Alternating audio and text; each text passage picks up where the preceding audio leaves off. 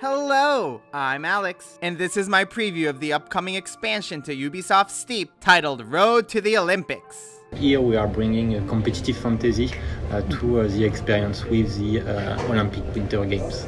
I had the opportunity to try out Steep Road to the Olympics at a Ubisoft event. This full expansion will add official Winter Olympics events and a career mode to the base game's open-world skiing and snowboarding gameplay. From the early build I played, Road to the Olympics had a satisfying competitive atmosphere while retaining the thrill of speeding downhill. The demo included 9 Olympic events, all of which are new and take place in the mountains of Pyeongchang, Korea. Of them all, Slopestyle is the event that is most familiar to the base game's freestyle gameplay, allowing you to ride downhill however you want.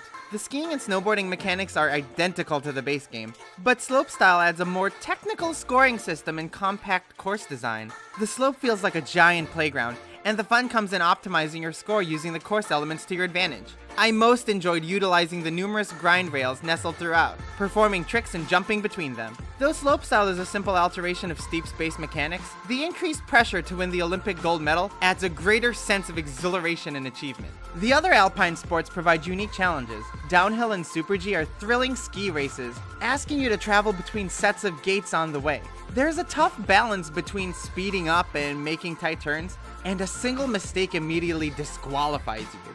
Of the events, these two were my favorite, satiating not just my need for speed, but also testing my abilities at high velocities. There was nothing quite like making a ridiculously close turn at blinding speeds. The rumble and optional first-person perspective added to the immersion, and at times, I felt like I was actually on the slopes. My second favorite group of challenges were the slalom events, which are much more technical in design. Herein, the gates you must travel between are much closer to each other. In the case of slalom and parallel giant slalom, they are literally within feet of each other, requiring tighter movements as opposed to wide turns. These much tougher challenges demand more finesse, and players who enjoy perfecting technique will likely flock to them. It's frustrating to make it far and fail though, a far cry from the original's loose freestyle nature. The cross event had a similar design, and its only differentiating feature was its hilly terrain, which contributed to more airtime. The final 2 events I played were of the score attack variety, big air and half pipe. At the actual Winter Olympics, these are a delight to watch, showcasing athletes' amazing tricks. In game form, I didn't find these as compelling. Both events are simple straight shots, one with a gigantic slope and the other with a half pipe ramp forming the boundaries. Performing tricks simply involves timing analog stick pushes and button presses. The single slope of big air felt relatively shallow compared to the other well-designed courses. At the very least, the long half pipe gives you multiple chances to get in the air and try out different tricks, all while keeping momentum. All in all, the Olympic events aren't as organic as the traditional freestyle mode, but they test your skills in a more organized setting. Steep Road to the Olympics will also have a career mode, which will hopefully enhance the game's sense of guidance and progression. While the career mode wasn't in the demo, the director of Steep, Arnaud Rago, did confirm a storyline incorporating documentary-style interviews with actual Winter Olympics athletes. So I think it's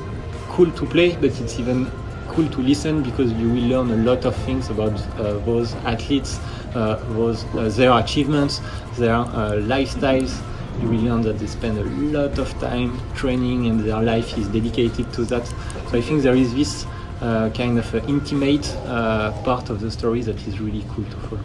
Finally, the expansion isn't limited to the new Olympic events. Going back to the game's roots, there will also be new playable Freestyle Mountains based on areas in Japan such as Hakuba and Sapporo. Just like in the base game, you can play with any of the existing disciplines, including the wingsuit and paragliding. If you have the DLC, you can also play through these areas with the rocket wingsuit or speed glider. These Japanese mountains are wonderfully represented. You can find temples and gates throughout the slopes. My favorite moment was blazing through a field of cherry trees. The traditional Japanese instruments and light musical tones were the perfect touch to immerse me in the world. It's not doing the same thing, but again, it's really brand new experiences in Steep, and it's a really strong, big addition to the original game experience. Steep Road to the Olympics is shaping up to be a unique full-featured expansion. The Olympic events and storylines show promise in offering a better sense of progression and organized competitions into the world of Steep. Career mode's interviews with actual athletes look to be unique storytelling techniques that should please fans of the Winter Olympics. And for anyone who just wanted more of the original, the new Japanese mountains add their own cultural flavor to the classic gameplay. Most importantly, throughout my experience, the downhill skiing and snowboarding felt solid and immersive. I could have sworn I was out there racing down those slopes. The steep Road to the Olympics expansion will be available on December 5th, 2017, just in time for the upcoming Winter Olympics in Pyeongchang.